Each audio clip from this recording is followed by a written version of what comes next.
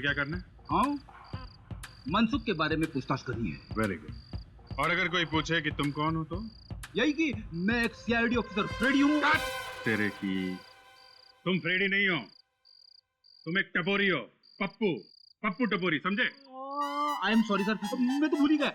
मैं पप्पू टपोरी और मैं कल्लू टपोरी।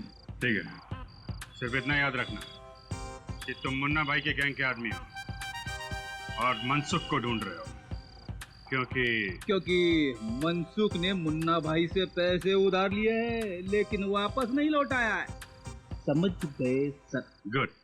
अब जाओ और ओवर एक्टिंग मत करना, समझे? जैसे ही कुछ पता चले मुझे फोन करना। निकल लो।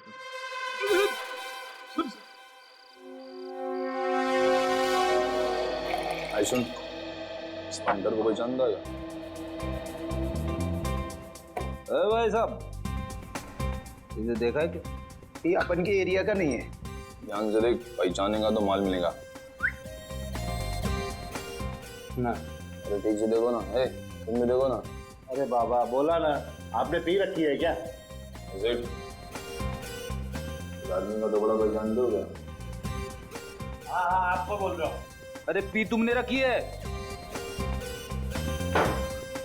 नहीं पहचानता, जाओ यहाँ से। और वो उधर चेक कर लिया लेकिन कुछ पता नहीं चला। मुझे भी कुछ नहीं मिला है, ना मनसुख फंसुख कुछ नहीं है। एक बार बचता है, रोशनी बात।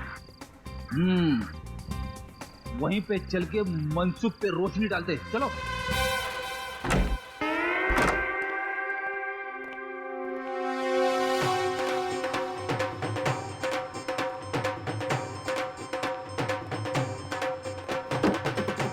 अरे फटाफट बोल, क्या चाहिए? मौसमी, नारंगी, अंगूरी?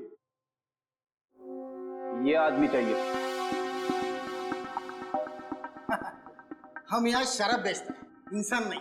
अब आया है तो पतली गली से निकल लो, नहीं तो लेने के देने पड़ जाएंगे। हाँ।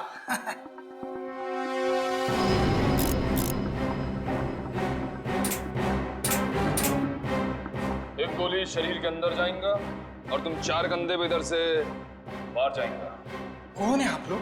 अपन पप्पू टपोरी और ये कल्लू टपोरी। मुन्ना भाई के पंटर है दोनों। मुन्ना भाई? पहली बार नाम सुना है मैंने। बड़ा डेंजर आदमी है, लोग उसका नाम लेने से डरते हैं। कोई उसका नाम लेगा नहीं तो तुम सुनेगा कैसे? अच्छा अच्छा, ऐसा है क्या? अब चल फटाफट बता, मनसुख पिछले 10 घंटे में इधर आया था कि नहीं आया था? देख, उसने मुन्ना भाई से पैसे उधार लिए और फिर गायब हो गया, समझा?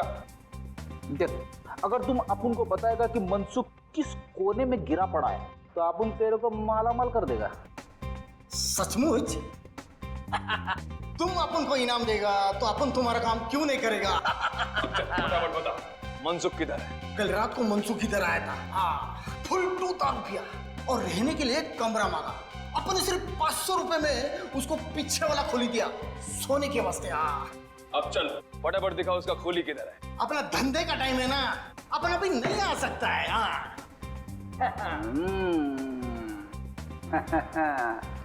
अभी नहीं तो कभी नहीं। वाह, वो नहीं तो हो गया। आइए दिखाता हूं मैं आपको। नारंगी, मौसम्बी, कुछ भी पिला दे। सोडा नहीं तो पानी पिला दे। ना ना ना, ना सोडा ना पानी, अपन को तो सिर्फ दारू पिला दे। आज तो अपन फटे तक दारू पिएगा। बहुत सारा माल है अपने पास, बहुत सारा। कौन है?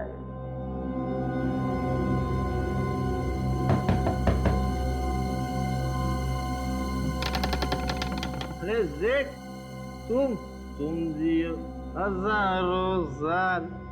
सेठ, अभी अपन तुम्हारे पास ही आने वाला था। वो क्या है ना, दारू खत्म हो गया है, 2 बोतल चाहिए बस। अरे मनसुख, पहले इन लोगों से मिल ले। कौन है लोग? यहाँ क्या कर रहे? सेठ, मैंने तुमको एक कमरे का पूरा भाड़ा दिया है, वो भी एडवांस में। इस कमरे में सिर्फ मैं ही रहूंगा। हाँ, अरे मनसुख, तेरी बकवास बंद कर और इनकी बात मान ले। जो मानो इनकी बात में। कौन है ये लोग? अरे ये मुन्ना भाई के आदमी लोग हैं। मुन्ना भाई? कौन मुन्ना भाई? वही मुन्ना भाई जिससे तूने पैसे उधार लिए थे। अरे इनके पैसे लौटा दे वरना तेरी हड्डी पसली एक कर देंगे ये। लेकिन मैं किसी मुन्ना भाई को जानता ही नहीं, ना मैंने किसी मुन्ना भाई से पैसे उधार लिए। देखिए, आप लोगों को कोई गलतफहमी हुई है, आप लोग जाइए आप। जाएंगे, लेकिन पहले तुझे साथ लेके जाएंगे सीआईडी ब्यूरो। सीआईडी? आप लोग सीआईडी से? हे भगवान, कहाँ फंस गया मैं? लोगों को दारू पिला के उनके घर बर्बाद करते हो, तुम्हारा तो भविष्य हम बर्बाद करेंगे। सीआईडी वाले को क्या हुआ? मैंने कोई गुनाह नहीं किया है, कोई गलत काम नहीं किया है मैंने। सब याद आ जाएगा, पहले तुम्हारा नशा उतारना पड़ेगा। सुरेखा को किडनैप किया, उसके पति का खून किया तूने? नहीं सर, तो प्रमोद के खून से मेरा कोई लेना देना नहीं है सर। मैं कसम खाकर कह रहा हूँ, मुझे इस बारे में कुछ नहीं पता सर। अच्छा, तो जब सुरेखा हॉस्पिटल से बाहर गई तब तुमने उसका पीछा क्यों किया? सर, सुरेखा को नींद में चलने की बीमारी थी। उन्हें पता था कि वो रात को नींद में चलकर हॉस्पिटल से बाहर आएगी, इसलिए उन्होंने मुझे पीछा करने को कहा सर। किसने? कौन था वो आदमी? सर, करीब 25-27 साल का आदमी था। उसका कद छोटा था सर। नाम? मुझे उसका नाम नहीं पता सर। सर, उसने मुझसे कहा कि वो सुरेखा का दोस्त है और वो सुरेखा की सुरक्षा की चिंता करता है सर। तो तुमने ये काम उसकी मदद के लिए किया है? तो ये दारू के पैसे कहाँ से आए? कर्जदारों के पैसे कहाँ से चुकाने वाले थे तुम? मैं मानता हूँ कि मैंने ये काम पैसों के लिए किया, पर सर मैंने किसी का खून नहीं किया है सर। सर, सुरेखा को बंगले में छोड़ने के बाद मुझे सुनने में आया कि सुरेखा के पति प्रमोद का खून हो गया है। सर, सीआईडी वालों को सुरेखा पर शक है। मैं डर गया था सर। मुझे लगा कि जब तक ये मामला ठंडा नहीं हो जाता मैं पैसे लेकर कुछ दिनों के लिए गायब हो जाता हूँ। तो बस सर, मैंने कुछ नहीं किया है सर। सर, आपको लगता है आदमी सच बोल रहा है? 25-27 साल का छोटे कद का आदमी जो अपने आप को सुरेखा जी का दोस्त कहता है, कौन आ सकता है? उसने इस काम के लिए तुम्हें ही क्यों चुना? क्योंकि सर, मैं साइकोलॉजिस्ट डॉक्टर जितिन की क्लिनिक में कई सालों से काम कर रहा हूँ। मुझे मालूम था कि सुरेखा उनकी पेशेंट है। मैं उनकी बीमारी से अच्छी तरह से वाकिफ था और सर वो मुझे पहचानती थी, इसलिए मुझे पता था कि जब वो जागेगी वो मुझे देखकर चौंकेगी नहीं। क्या मतलब है तुम्हारा? दरअसल सर, ऐसे मरीज नींद में कहीं भी चले जाते और जागने के बाद अगर वो अपने आप को किसी अनजान जगह या अनजान लोगों के बीच पाते तो बौखला जाते सर वो। और सुरेखा मुझे जानती थी, इसलिए मुझे पता था कि ऐसी कोई तकलीफ नहीं होगी सर। इस वक्त सुरेखा कहाँ है? सर, मुझे नहीं पता, मुझे कुछ नहीं पता सर। सर, उस आदमी ने मुझे कहा कि सुरेखा जी जब जाग जाए तो उसे समझा बुझाकर एक बंगले में छोड़कर आना। सर, उसके बाद क्या हुआ मुझे कुछ नहीं पता सर, मैं सच कह रहा हूँ। सर, कहीं सुरेखा अभी भी उस बंगले में तो नहीं है? कहाँ है वो बंगलो जहाँ तुमने सुरेखा को छोड़ा था?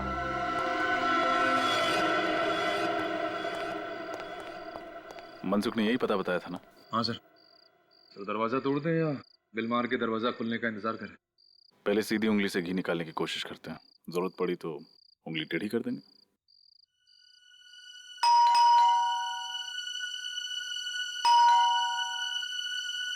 दरवाजा तो खुल नहीं रहा, उंगली टेढ़ी करे।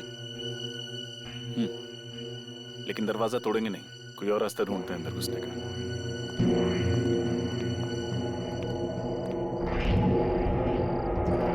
सर, ये तो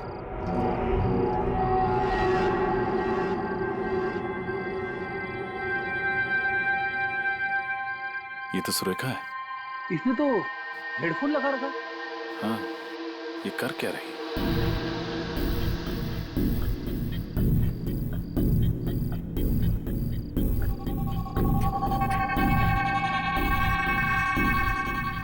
सर, ये तो पंखे पे लटकने की तैयारी कर रही है। अंदर चलो। सुरेखा! सुरेखा उठो! ठीक है, पानी लाओ। मैं सुरेखा हूँ। मैं गले में फांसी का फंदा डालकर आत्महत्या करना चाहती हूँ। सुरेखा! सुरेखा, होश में आओ, उठो।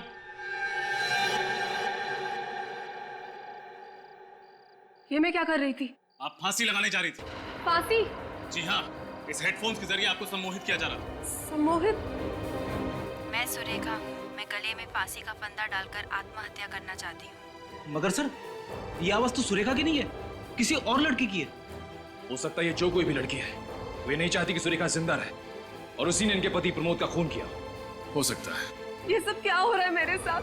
मुझे कुछ समझ में नहीं आ रहा। अब घबराइए मत, हम इस सब की तह तक पहुंचे। मगर सर, हमें पता कैसे चलेगा कि इस सब के पीछे कौन है? इसी जगह पर खूनी का इंतजार करके। रामू, चाय बनी क्या? जी मैडम, अभी लाता हूँ। रामू, थोड़ा जल्दी करो, मेरा सर बहुत भारी हो रहा है। लाता हूँ मैडम। पता नहीं क्या हो रहा है मुझे। रात तो नींद भी अच्छी आई थी और खाना भी तो घर पर ही खाया था, फिर अब ये अजीब सा क्यों लग रहा है? मेम साहब, आपके सर दर्द की दवा लाऊं क्या? नहीं रामू, चाय पी लेती हूँ, शायद उससे ठीक हो जाए। ठीक है मेम साहब, मैं साहब को चाय दे के आता हूँ। तुम रहने दो, मैं देकर आती हूँ। कल देर रात तक काम कर रहे थे, अभी भी सो रहे हैं। ठीक है मेम साहब। फिर प्रमोद भी ना, फिर लेट हो जाएगा तो मुझ पर चिल्लाएंगे। प्रमोद, देखो उठो अभी। देखो मेरी तबीयत पहले से ही ठीक नहीं है, अब तुम मुझे और तंग मत करो। तुम्हारी चाय भी तैयार है। प्रमोद, प्रमोद।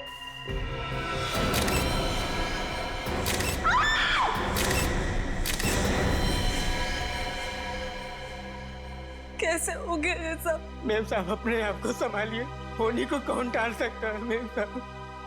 लगता है काफी करीब से गोली मारी गई है छाती पे। और गोली लगते ही इसकी मौत हो गई, क्योंकि बेड से उतरने की भी कोशिश की हो ऐसा देख के लगता तो नहीं। कोई हाथापाई के निशान नहीं है। ऐसा लगता है कि जब खूनी ने गोली मारी तब ये गहरी नींद में सोए हुए थे। तुम इस घर के नौकर हो रामू? जी साहब। यहीं रहते हो? नहीं साहब, पास वाली बस्ती में रहता हूँ साहब। सुबह 7 बजे आता हूँ, घर का काम करता हूँ साहब, खाना बनाता हूँ और रात को 7 बजे चला जाता हूँ। अंदर कैसे आया तुम? साहब, मेरे पास घर की डुप्लीकेट चाबी है जो मेम साहब ने मुझे बना के दी है।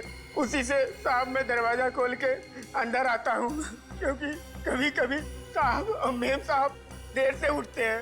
तो तुम्हारे पास इस घर की डुप्लीकेट चाबी भी है? जी साहब।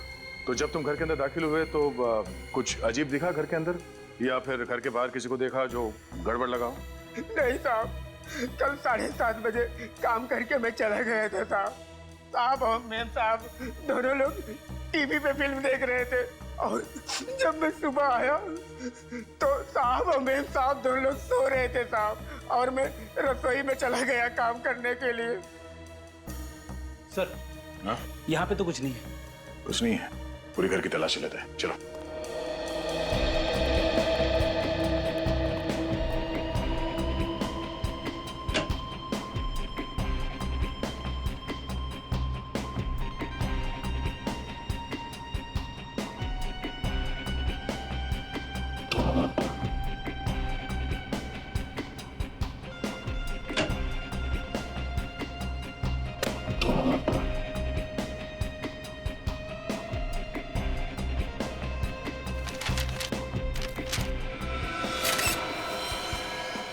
सर, हाँ बेटे। स्टडी रूम में से गन मिली है। गोली चली है? साहब, इस बंदूक के बारे में मैं कुछ नहीं जानता हूँ साहब। मैं बेकसूर हूँ साहब, मैं बहुत ईमानदार हूँ साहब, मैंने कुछ नहीं किया साहब। ये लो, हमने तो तुमसे कुछ पूछा ही नहीं और तुम खुद ब खुद बोल पड़े। अब तो हमारा शक यकीन में बदल गया है। प्रमोद जी का खून तुम्ही ने किया है। नहीं साहब, मैंने कुछ नहीं किया साहब। सुरेखा जी, आपका क्या कहना है इस गन के बारे में? सुरेखा जी, मैं आपसे पूछ रहा हूँ, आपने गोली चलने की आवाज सुनी थी? नहीं, मैंने कोई आवाज नहीं सुनी। और ये गन कहाँ से आई मुझे ये भी नहीं मालूम। जिस कमरे में आप सो रही थी उसी कमरे में आपके पति प्रमोद की गोली मार के हत्या हुई और आपने गोली चलने की आवाज नहीं सुनी है? सर, वॉशिंग मशीन के अंदर ये खून से सने हुए कपड़े मिले। इस कपड़े को तो पहचानती हैं आप? हाँ, ये तो मेरी नाइट ड्रेस है, लेकिन इस पे खून कहाँ से आया? आप जवाब दीजिए, इस पे खून कहाँ से आया? मुझे नहीं पता इस पे खून कहाँ से आया। सुरेखा जी, आप झूठ बोल रही हैं। मैं आपसे झूठ क्यों बोलूंगी? क्योंकि आपने अपने पति प्रमोद का खून किया है। मैं क्यों अपने पति को मारूंगी? मैं तो उनसे बहुत प्यार करती थी। झूठ। मैं झूठ नहीं बोल रही हूँ। मैंने कुछ नहीं किया। मैं बिल्कुल निर्दोष हूँ। मेरी बात को यकीन कीजिए। कैसे मान ले कि आप निर्दोष हैं? जिस कमरे में आप सोई थी उसी कमरे में आपके पति का खून हो गया। आपने गोली चलने की आवाज नहीं सुनी। आपको यह तक नहीं पता कि आपके पति की मौत कब हुई है? मेम साहब सच बोल रही साहब। चुप। कब से काम कर रहे हो तुम यहाँ? 3 साल से साहब। और मेम साहब को और साहब को मैंने कभी भी झगड़ते हुए नहीं देखा साहब। झगड़ते नहीं देखा इसका मतलब ये नहीं कि आपकी मेम साहब खून नहीं कर सकती। सुरेखा जी, आप इन्हें अपने पति का खून किया है और जो कुछ भी हुआ आप साफ साफ बताइए हमें। मैं बिल्कुल निर्दोष हूँ। मैंने इनका खून नहीं किया है। मैं निर्दोष हूँ।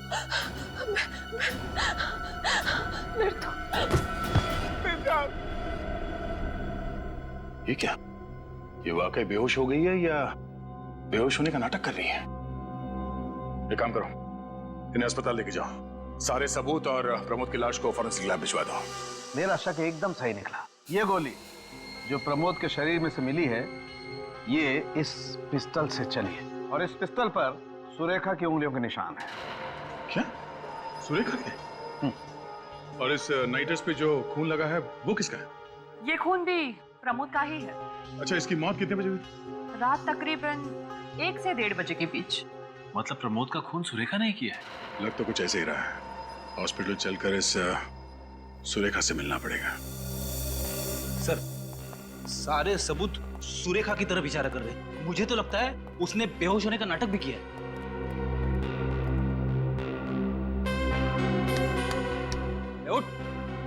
उठ, ये लो, ये तो सपनों की दुनिया में। इसे अभी हकीकत की दुनिया में ले आते हैं। उठो, उठो। ड्यूटी पर सोने का पगार मिलता है क्या तुम्हें? नहीं सर, इसे तो सपने देखने का पगार मिलता है। क्या है, आप लोगों को हॉस्पिटल में रात को चेकिंग करने का पगार मिलता है? एक तो चोरी, ऊपर से सीना चोरी। हाँ? चोरी? कौन सी चोरी? मैंने कौन सी चोरी की? काम चोरी की है तुमने। जाओ ना, क्यों दिमाग खराब करते हो? वैसे भी पेशेंट को मिलने का टाइम खत्म हो गया। चलो कल 5 से 7 के बीच में आना। चलो, good night. Good morning. CID? Surekha ji इसी कमरे में है? जी सर। चलो दिखा।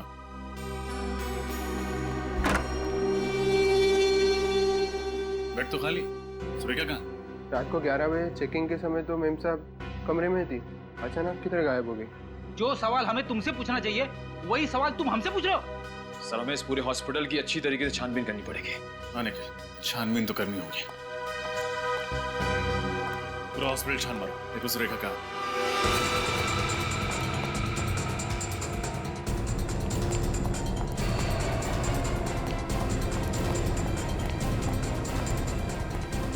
सब चेक कर लिया लेकिन सुरेखा नहीं मिली सर। वहां पे भी नहीं है। कैसे हो गया ऐसे? कहाँ है सुरेखा? साहब मुझे कुछ नहीं पता साहब, मैं तो यहीं पर बैठा था। बैठे हुए नहीं थे, सोए हुए थे। ये कपड़े देखे तुमने? ऐसे ही कपड़े हॉस्पिटल में हर मरीज को दिए जाते हैं। हाँ सर।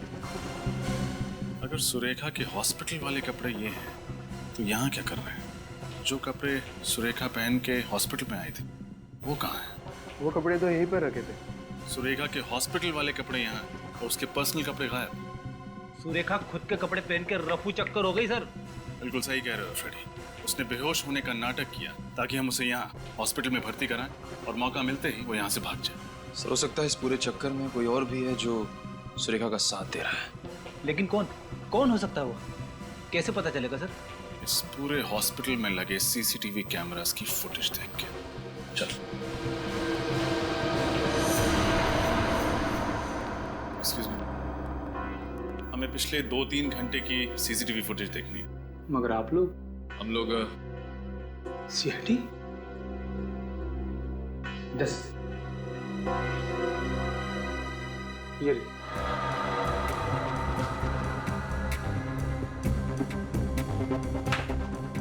ये रही सुरेखा, मगर इसके हाथ में तो खुद के कपड़े हैं। और ये ऐसे चल रही है जैसे इसमें कोई जान ही नहीं है। शायद इस कमरे के अंदर वो कपड़े बदलने गई।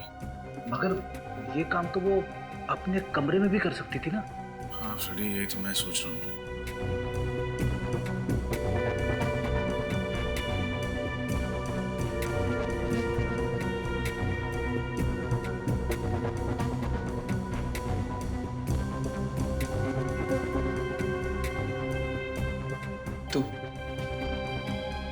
ये सुरेखा तो हॉस्पिटल के गेट से बाहर चली गई। सुरेखा को अचानक हुआ क्या, और हॉस्पिटल से निकल के वो गई कहाँ?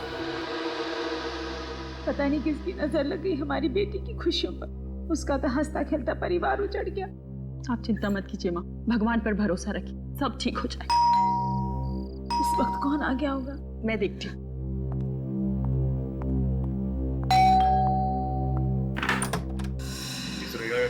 जी, लेकिन वो तो इस वक्त हॉस्पिटल में है। थी, अब नहीं है। हॉस्पिटल में नहीं है तो कहाँ है?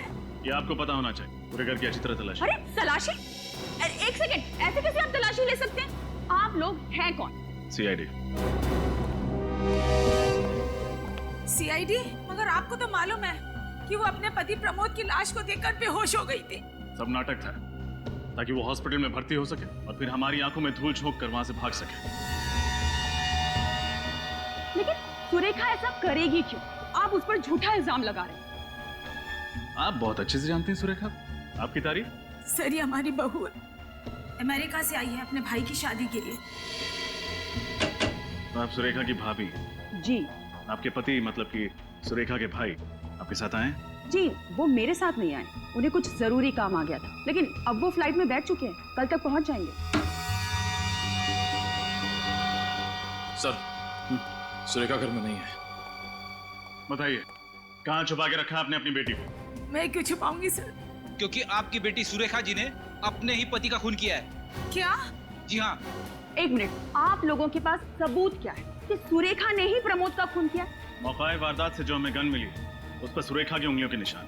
उसके अलावा खून करते वक्त जो कपड़े उसने पहने थे वो खून से सने कपड़े उसी की वॉशिंग मशीन से बरामद हुए। नहीं सर, मेरी बेटी अपने पति का खून क्यों करेगी? भला कोई अपने ही हाथों से अपना सुहाग उजाड़ सकता है क्या? पैसों के लिए उजाड़ेगी। पैसों के लिए? जी हाँ, पैसों के लिए सगा भाई भाई का खून कर सकता है, तो एक पत्नी अपने पति का खून क्यों नहीं कर सकती? नहीं सर, सुरेखा को पैसे की कोई कमी नहीं थी। उसके पिताजी ने सारी जायदाद उसके नाम कर दी थी, बंगला, गाड़ी, सब कुछ। आपको यकीन नहीं आता है तो मैं कागजात आपको दिखा देती हूँ। देखिए, कहना तो नहीं चाहिए, लेकिन सुरेखा के पास प्रमोद से ज्यादा जायदाद थी, फिर वो पैसों के लिए उसका खून क्यों करेगी? इसका पता तो चल ही जाएगा। सर, इस सुरेखा को ढूंढेंगे किसे? कोई ना कोई रास्ता मिल ही जाएगा सुरेखा तक पहुंचने का। अब मैं अंदर आ सकता हूँ? आइए। क्या बात है? साहब, मैं सुरेखा जी के बारे में कुछ जानकारी देना चाहता हूँ। कौन है आप?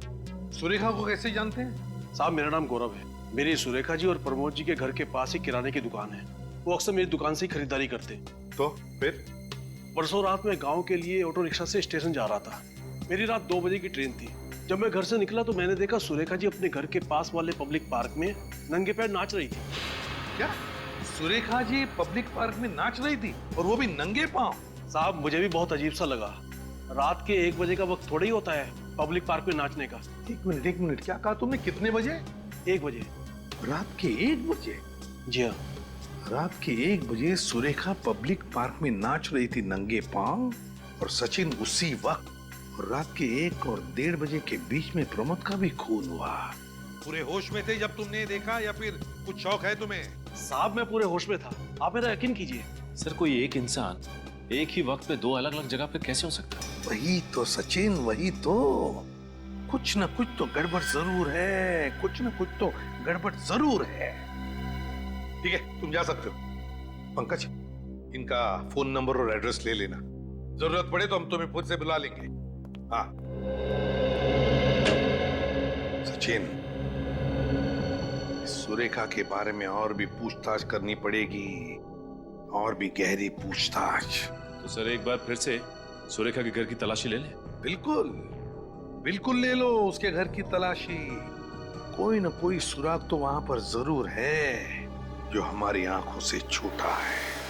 सर, किराने वाले ने जो बात बताई है उसे सुनकर मेरा दिमाग गोल गोल घूम रहा है। भला कोई आधी रात को, वो भी पब्लिक पार्क में, नंगे पैर क्यों नाचेगा?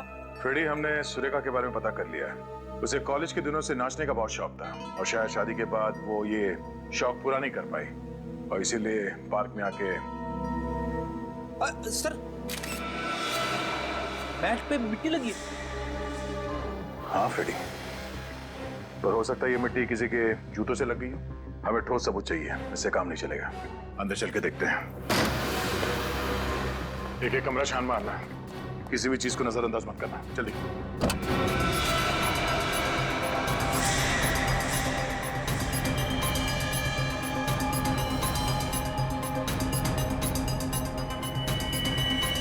काला सलवार,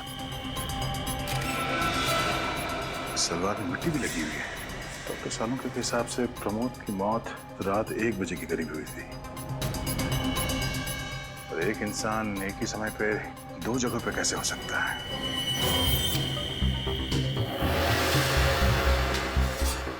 या तो वो अपने पति का खून करके सबूत मिटा रही होगी या फिर पार्क में डांस कर रही होगी। अब ये क्या चक्कर है? सर, सुरेखा की मेडिकल फाइल मिली है। अच्छा, ये क्या? ये सुरेखा रात सोने से पहले सिस्टोपैम टैबलेट खाती थी। ये सिस्टोपैम क्या है? डॉक्टर सालों के ही बताएंगे। डॉक्टर साहब, फिलहाल आप ये बताइए कि ये सिस्टोपैम नाम का जो टैबलेट है, ये किस चीज के लिए ली जाती है? हाँ, ठीक है सर। क्या हुआ? ये टैबलेट सिस्टोपैम एंटी डिप्रेसेंट है। मतलब सुरेखा को डिप्रेशन की बीमारी? पर ये बात सुरेखा की माता जी ने हमें क्यों नहीं बताई? सर कहीं ऐसा तो नहीं कि सुरेखा की माँ ने हमसे ये बात जानबूझ के छुपा के रखी हो? अब ये तो हमें ये डॉक्टर बताएंगे जिसने सुरेखा को ये दवाई प्रिस्क्राइब की थी, डॉक्टर जितेन। ये 2 गोलियां ले लीजिए, इससे तुम्हारी दिमागी दृश्य कम हो जाएंगे। मनसुख, इन्हें ले जाइए। आइए।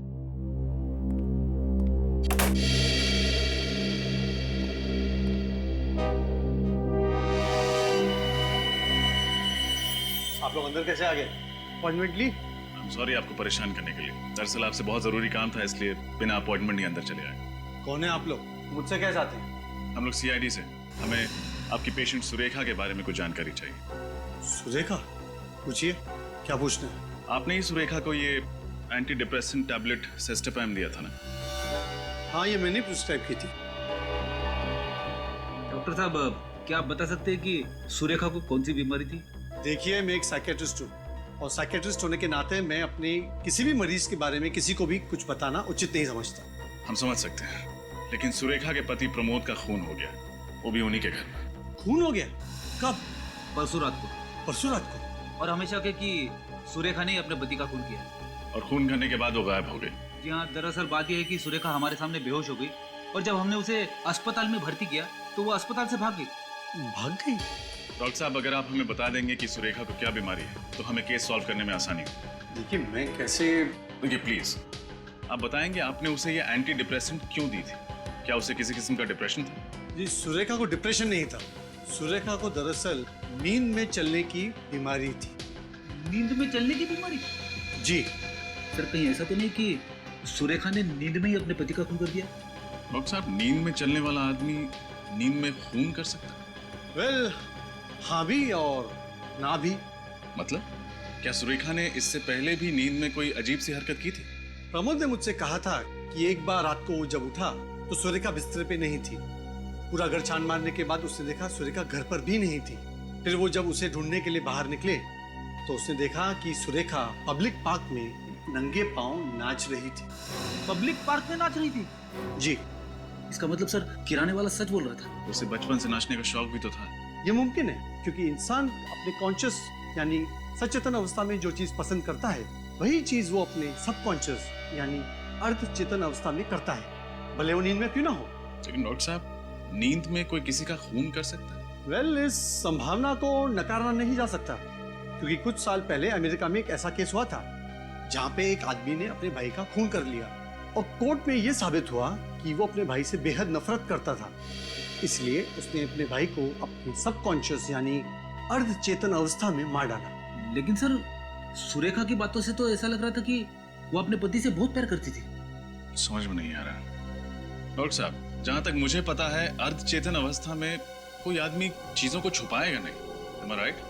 ठीक कह रहे हैं आप। अजीब बात है, हमें गन मिली कचरे के डब्बे में बहुत सारे कागजों के नीचे छुपाई हुई, और खून से सना हुआ नाइट ड्रेस में वो भी वॉशिंग मशीन के अंदर बहुत सारे कपड़ों के नीचे छुपाया हुआ। और सर किराने वाले के हिसाब से तो जब प्रमोद का खून हुआ तब तो सुरेखा पब्लिक पार्क में नाच रही थी। वही तो, एक ही आदमी एक ही समय पर दो जगह पर कैसे हो सकता है? अजीब चक्कर है। कोई ऐसा तो नहीं कि सुरेखा की इस बीमारी का कोई और ही फायदा उठा रहा है? हो सकता है, और अगर ऐसा है तो हमें जल्द से जल्द सुरेखा को ढूंढना होगा, क्योंकि अब उसकी जान को खतरा हो सकता है। सर, हाँ सर, उस रात जब सुरेखा जी हॉस्पिटल से गायब हुई थी तो इस रिक्शा वाले ने उन्हें देखा था। तुमने सुरेखा को देखा था? जी साहब, और वो मैडम बड़ी अजीब तरीके से चल रही थी। अजीब तरीके से मतलब खोई खोई भी लग रही थी। खोई हुई सी लग रही थी? जी हाँ, और एक बात और, एक आदमी उनका पीछा भी कर रहा था। एक आदमी उसका पीछा कर रहा था? जी हाँ। तो क्या तुमने उस आदमी को देखा है? जी। तो उसकी शक्ल बनवा सकते हो, स्केच? जी हाँ, बिल्कुल बनवा सकता हूँ। वो आदमी ऐसे ही दिखता है? जी हाँ, बिल्कुल ऐसा ही दिख रहा था। लाइए, दीजिए।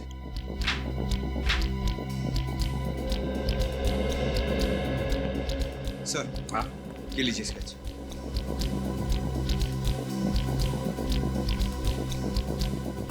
अच्छा, तो ये है वो आदमी जो सुरेखा का पीछा कर रहा था। रेडी? क्या हुआ? कुछ नहीं सर।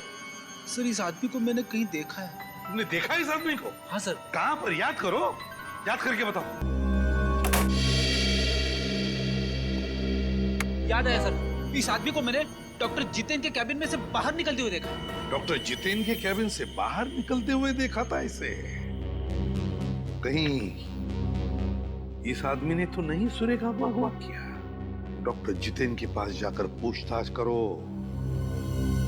पता लगाओ इस आदमी के बारे में। आप लोग फिर से? माफ कीजिएगा, आपसे फिर से मिलना जरूरी था, क्योंकि सुरेखा की जिंदगी और मौत का सवाल है। क्या हुआ सुरेखा का? मिल गई वो? जी नहीं, अभी तक तो नहीं मिली। यह आदमी कल आपके कैबिन में से बाहर निकला था जब हम यहाँ पे आए थे। आप इसे बुला सकते हैं? ये तो मेरा असिस्टेंट मनसुख है, लेकिन इसका सुरेखा के साथ क्या लेना देना? हमें शक है कि इसी ने सुरेखा को अगवा कर लिया। क्या मनसुख ने सुरेखा को अगवा की? हाँ, मनसुख आपकी क्लिनिक में कहीं दिख नहीं रहा। आज काम पे नहीं आया क्या? नहीं, वो सुबह उसका फोन आया था और कह रहा था कि उसकी माँ की तबीयत अचानक खराब हुई है, इसलिए 3-4 दिनों तक नहीं आएगा। लगता है हमारा शक सही निकला है। मनसुख के घर का पता मिले? हॉस्पिटल वालों ने जो मनसुख का एड्रेस दिया था यही है ना? हाँ सर, लेकिन मुझे लगता नहीं कि मनसुख को हमें देख के खुशी होगी। हमें देख के किसे खुशी होती है? मुझे मायूस हो जाता है, क्योंकि जानता है कि उसका वक्त पूरा हो गया।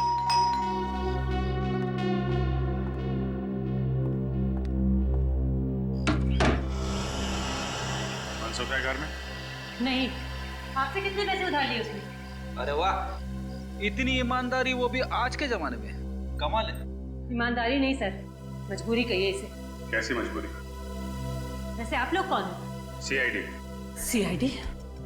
सीआईडी से भी मनसुख ने उधार ले लिया। सीआईडी को उल्लू बना के पैसे निकालना मुश्किल ही नहीं, नामुमकिन है। वैसे हम लोग पैसे मांगने नहीं, मनसुख के बारे में पूछताछ करने आए। पूछताछ करें? ये मनसुख सबसे पैसे उधार लेता है क्या? गली का भिखारी रह गया था, वरना वो तो उससे भी उधार ले लेता। मैं तो उसकी आदत से परेशान हो गई हूँ सर।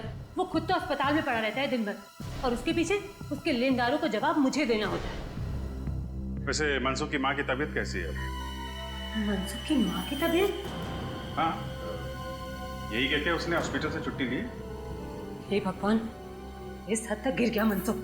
कहना क्या चाहती, साफ साफ बताइए। जी, मनसुख की माँ की मौत तो 2 साल पहले ही हो गई थी। हाँ? फिर उसने झूठ क्यों बोला? पता नहीं क्यों, वो तो मुझसे भी झूठ बोलकर ही गया होगा। आपसे क्या बोला? कहाँ जा रहा है? वो कल दोपहर को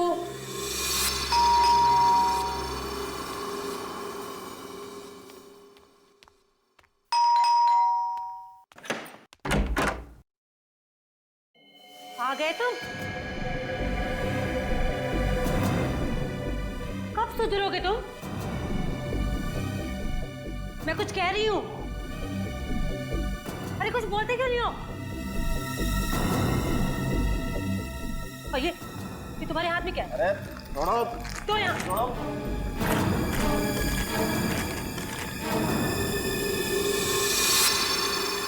इतने सारे पैसे अब चोरी भी शुरू कर दी है क्या तुमने? यहाँ पे मैं तुम्हारे कर्जदारों से परेशान हो गई हूँ और तुम। अरे अपनी बकवास बंद करो, जाओ जाओ जाके मेरा सामान पैक करो, मुझे दिल्ली जाना है। दिल्ली जाना है? क्यों जाना है? अरे हॉस्पिटल का कुछ सामान खरीदना है। ये वैसे मुझे डॉक्टर साहब ने दिए। अब जाओ ना, जाओ जल्दी करो, जाओ। हॉस्पिटल से कह के गया कि माँ की तबीयत खराब है, इनसे बोल के गया कि दिल्ली जा रहा है हॉस्पिटल का सामान लाने। सर मुझे लगता है सुरेखा और प्रमोद के केस में जरूर इस मनसुख का हाथ है। हाँ सर, इस केस से मनसुख का कुछ न कुछ तो कनेक्शन जरूर है। ये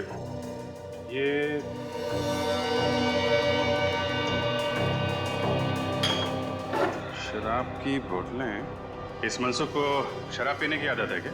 जी सर, जब तक 2 बोतल देसी दारू न पी ले उसे नींद ही नहीं आती है। ये सारी कमाई वो दारू में ही उड़ा देता है।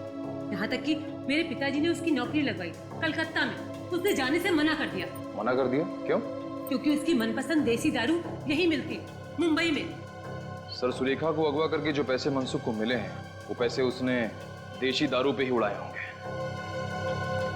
फ्रेडी, देशी दारू? हाँ सर, मुंबई में जितने भी देसी दारू के अड्डे हैं वहीं पे जाना पड़ेगा। जाना तो पड़ेगा, मगर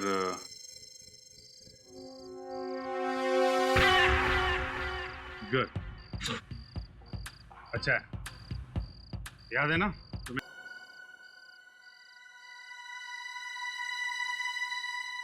2 घंटे हो गए सर, अभी तक तो कोई नहीं आया। सब्र करो फ्रेडी, सब्र का फल मीठा होता है। सब मेरे साथ ही क्यों होता है? संभालिए अपने आप को सुरेखा।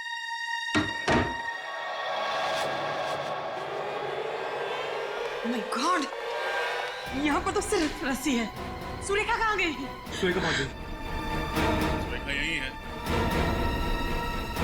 जिंदा है। तुम लोगों का पर्दाफाश हो चुका है। कौन है आप लोग? हम लोग सीआईडी से। सीआईडी? कहाँ भाग रहे हो? कमर में दर्द हो जाएगा। कौन है आप लोग? बोलिए, और मुझे मारना क्यों चाहते थे? क्या आप इन्हें नहीं जानती? जी नहीं, मैं इनसे पहली बार मिल रही हूँ। और तो फिर ये लोग आपको क्यों मारना चाहते? इस बात का जवाब तो यही दोनों देंगे। क्यों मारना चाहते हो तुम सुरेखा को?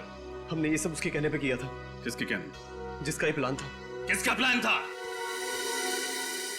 कुछ समझ नहीं आ रहा है माँ, हो क्या रहा है? मेरी भी कुछ समझ में नहीं आ रहा कि ये सब क्या हो रहा है। माँ, सुरेखा दीदी और प्रमोद जीजू का आपसी रिश्ता कैसा था? मतलब उनके बीच में कोई तनाव या झगड़ा हो रहा हो, या फिर जीजू का किसी और लड़की के साथ अफेयर हो और ये बात दीदी को पता चल गई हो, दीदी ने गुस्से में आकर उन्होंने जीजू का खून कर दिया हो। शर्म आनी चाहिए तुम्हें अपनी बहन के बारे में ऐसे बोलते हुए। तुम अपनी बहन के बारे में ऐसे सोच भी कैसे सकते हो? बस बस बस माँ, बस कीजिए। आपको भी सुरेखा पर ही शक है? शक नहीं है, लेकिन सारे सबूत उन्हीं की तरफ इशारा कर रहे हैं और सीआईडी को भी यही लगता है। मैं देखता हूँ।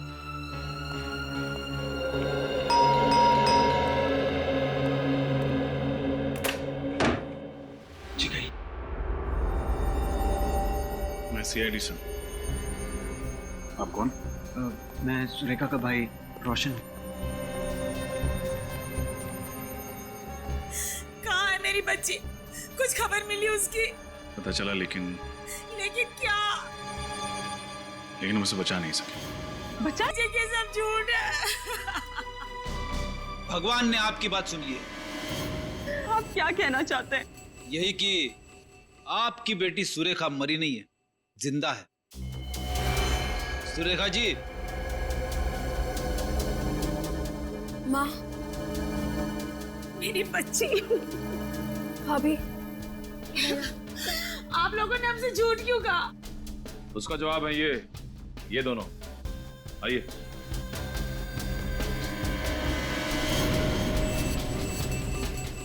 भैया, माफ करना दीदी। स्वाति जी, भागने की कोशिश बेकार है, सो प्लीज। अब बताओ, क्या दुश्मनी थी तुम्हारी प्रमोद के साथ जो तुमने उसका खून किया? नहीं सर, प्रमोद से मेरी कोई दुश्मनी नहीं थी। मुझे तो परेशानी उस सुरेखा से थी। परेशानी? वो भी सुरेखा से? सुरेखा तो तुम्हारे पति की बहन है ना? परेशानी खड़ी की थी मेरे ससुर जी ने, जिन्होंने अपनी सारी की सारी जायदाद अपनी बेटी उस सुरेखा के नाम कर दी थी और अपने बेटे यानी कि मेरे पति उनको एक फूटी कौड़ी नहीं थी। जो बात मेरे बर्दाश्त के बिल्कुल बाहर थी। मगर प्रमोद ने क्या बिगाड़ा था तुम्हारा? उसका खून क्यों किया? क्योंकि मैं एक तीर से दो शिकार करना चाहती थी। एक तो प्रमोद का खून और दूसरा उसका इल्जाम सुरेखा पर। इससे सारा का सारा पैसा मेरे पति का हो जाती, सारी की सारी जायदाद मेरे पति को मिल जाती। और सुरेखा को नींद में चलने की बीमारी है, ये बात तुम्हें कैसे पता चली? मेरी होने वाली भाभी प्रिया, ये उसी हॉस्पिटल में काम करती थी जहाँ पर सुरेखा का इलाज चल रहा था। किसी ने उसे वहां देखा था और मुझे तुरंत बताया। मैंने ही इससे सुरेखा की बीमारी के बारे में और पता करने के लिए कहा था।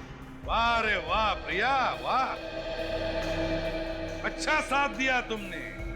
और जैसे ही तुम्हें सुरेखा की बीमारी के बारे में पता चल गया, तुम्हारे दिमाग में वो घिनौना प्लान आ गया है ना? हाँ, मैंने इंतजार किया उस रात का, जब सुरेखा नींद में चलते चलते सामने के पब्लिक पार्क में जाकर नंगे पांव नाचने लगे। फिर मैंने प्रिया और राजेंद्र की मदद लेकर प्रमोद का खून करवा दिया। प्रमोद पर गोली किसने चलाई? गोली राजेंद्र ने चलाई थी। तो फिर सुरेखा के उंगलियों के निशान पिस्तौल पे कैसे आए? मैं अच्छे से जानती थी कि सुरेखा जब नींद की अवस्था में चलते चलते बाहर जाएगी तो वो कपड़े जरूर बदलेगी, इसलिए मैंने उसके कपड़ों के ऊपर पिस्तौल रख दी थी और उसने वही किया जो मैं चाहती थी। उसने कपड़ों के ऊपर से पिस्तौल उठाई और उसकी उंगलियों के निशान उस पर आ गए। सब कुछ प्लान के मुताबिक चल रहा था, यहाँ तक कि सुरेखा की आत्महत्या का प्लान भी। पर पता नहीं आप लोग कहाँ से आ गए और सारा प्लान चौपट हो गया। चौपट तो तुम तीनों की जिंदगी हो गई। जिस दिन हम तुम्हारे प्लान के बारे में सब कुछ समझ गए, बस तुम्हारे मुंह से सुनना चाहते थे। अब शायद तुम तीनों को फांसी ही होगी। तब तक जेल की सलाखों के पीछे सड़ते बैठना